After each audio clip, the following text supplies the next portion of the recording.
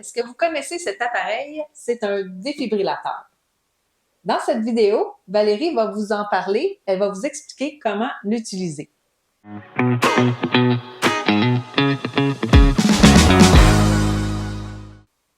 Je m'appelle Valérie, je suis formatrice en RCR et premiers soins depuis 5 ans. Et moi, je m'appelle Amélie, je suis massothérapeute et on est les cofondatrices de Massage.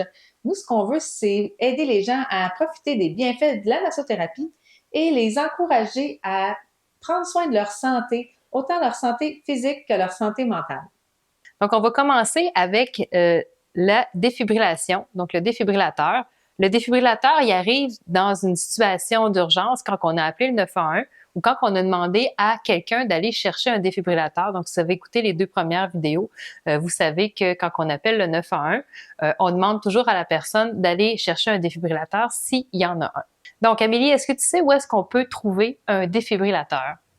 Ben, dans les endroits publics, dans les arénas ou dans les gyms? Gyms? Oui, dans tous les gyms sont obligés d'avoir des défibrillateurs. Il y a aussi tous les dentistes. Ah, OK. Tous les dentistes, étant donné qu'ils font des anesthésies locales, ils n'ont pas le choix d'avoir un défibrillateur. Il y en a aussi dans des endroits comme dans des grandes usines, comme dans certaines grandes épiceries ou des grands centres d'achat. Donc, c'est des endroits où est-ce qu'on peut trouver des défibrillateurs. Est-ce que tu penses qu'on peut utiliser un défibrillateur dans n'importe quelle situation, n'importe où, n'importe quand, n'importe comment? Ben, mon réflexe, ce serait de dire non. Effectivement, c'est non. Est-ce que tu saurais, il y a une seule situation dans laquelle on peut pas l'utiliser. Est-ce que tu sais ce serait dans quelle situation? S'il y a de l'eau autour? Oui, c'est dans l'eau. C'est Dans quand l'eau. la personne est immergée dans l'eau, comme dans un spa, une piscine, un lac, un bain. Donc, on pourra pas utiliser la machine si la personne est dans l'eau. Il va falloir sortir la personne de l'eau. On va juste prendre une serviette pour assécher la poitrine pour pouvoir utiliser cette machine-là. Est-ce que tu penses qu'on peut utiliser un défibrillateur sur n'importe qui? Peut-être pas sur les bébés? Ben oui, on peut l'utiliser ces bébés Ah. aussi. On peut utiliser la machine sur n'importe quelle personne, donc autant sur un adulte, un enfant, Okay. un bébé ou même sur une femme enceinte, on peut l'utiliser quand même. Donc, l'endroit où est-ce qu'on va positionner les électrodes vont faire en sorte sur une femme enceinte qui a peu de possibilités qu'il y ait un choc qui aille au bébé. Il y a quand même une possibilité, mais nous, ce qu'on veut, dans le fond, on veut sauver la mère pour pouvoir sauver l'enfant aussi. Donc, on va quand même utiliser le défibrillateur, même si on a une patiente qui est enceinte. Chez l'enfant puis le nourrisson, on va pouvoir utiliser quand même le défibrillateur. L'endroit où est-ce qu'on va positionner les électrodes va être différent. Je vais vous les mentionner tantôt quand je vais vous faire un exemple. Il faut faire attention aussi avec les gens qui ont un pacemaker ou qui ont des timbres médicamenteux. Donc, ça se peut qu'il y ait des gens, quand on va dénuder la poitrine pour installer les électrodes, que vous voyez un pacemaker. Donc, souvent, les gens vont avoir un pacemaker soit ici ou là. Et puis, c'est comme une petite bosse que sur la peau. Donc, c'est sûr qu'on pourra pas installer directement les électrodes, mais on va quand même pouvoir installer les électrodes d'une façon différente pour pouvoir utiliser quand même le défibrillateur sur la personne. Donc, j'aimerais ça vous montrer un exemple de comment ça fonctionne parce qu'il y a des gens qui se sentent pris au dépourvu avec cette machine-là, qui pensent que c'est compliqué. Donc, je vais juste vous montrer à quel point c'est facile de l'utiliser puis à quel point vous ne devez pas avoir peur d'utiliser la machine. Il existe plusieurs types de défibrillateurs. Il y en a qui arrivent dans des enveloppes comme j'ai ici. Souvent, sont dans des boîtiers transparents. Il y en a qu'il faut ouvrir le couvercle pour le démarrer. Il y en a qu'il faut ouvrir le couvercle, peser sur le bouton pour le démarrer. Il y en a qui arrivent directement comme ça dans des petites pochettes qu'il faut ouvrir tout simplement. Donc, quand on ouvre à l'intérieur, vous allez avoir des électrodes. Et souvent, à l'intérieur aussi, vous allez retrouver un rasoir. Donc, pourquoi vous pensez qu'il y a un rasoir? C'est parce qu'il y a des gens, surtout des hommes, qui peuvent être très, très poilus. Donc, si on prend les électrodes, puis on colle l'électrode et qu'il y a beaucoup de poils, le poil va empêcher l'électrode de coller à la peau. Donc, c'est pour ça qu'on va utiliser le rasoir pour enlever les poils, pour pouvoir coller les électrodes comme il faut, puis ça adhère comme il faut à la peau. Et on va avoir aussi la machine, donc le défibrillateur, qu'on va sortir de l'enveloppe et qu'on va toujours mettre à la tête, juste au-dessus de la tête de la personne.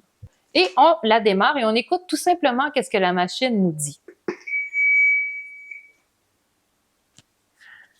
Appliquez les électrodes sur la poitrine nue du patient. Branchez le connecteur des électrodes à côté du voyant clignotant. Donc là, j'ai installé les électrodes et je dois connecter au niveau du voyant clignotant ici. Appliquez les électrodes. Branchez le connecteur. Tant que c'est pas fait, tant que c'est pas connecté, la machine, elle va répéter de faire cette action-là. Donc là, je m'installe et je suis prête à connecter. Donc, je vais connecter mes électrodes. Je vais appuyer fermement. Et là, la machine va être en analyse. Analyse du rythme cardiaque en cours. Quand l'analyse se fait, on doit s'éloigner. Ne pas toucher le patient. Il faut pas toucher le patient pour pas fausser l'analyse. Choc recommandé. Donc, le choc est recommandé. Appareil en charge. Elle va recharger ses batteries. Restez à l'écart du patient. On reste loin. Délivrez le choc maintenant. Donc, on doit appuyer. Sur la touche orange maintenant. On doit appuyer sur la touche orange. Je sais pas si vous voyez ici, il y a un bouton qui est orange qui flash. Donc, quand je vais appuyer, délivrez le choc maintenant. Ça va administrer le choc. Touche orange maintenant.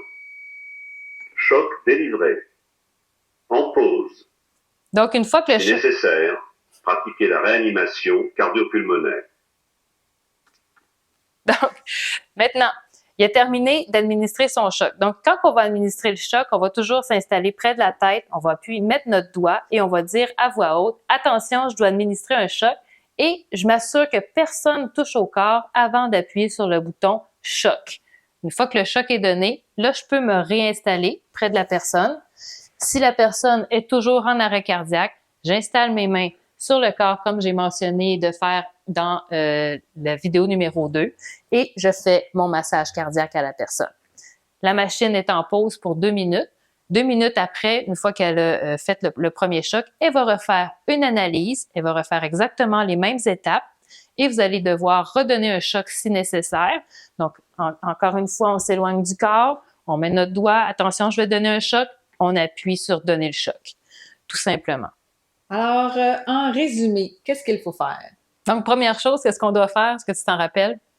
Ben, il faut sortir le défibrillateur de son sac. Oui, puis on le met où?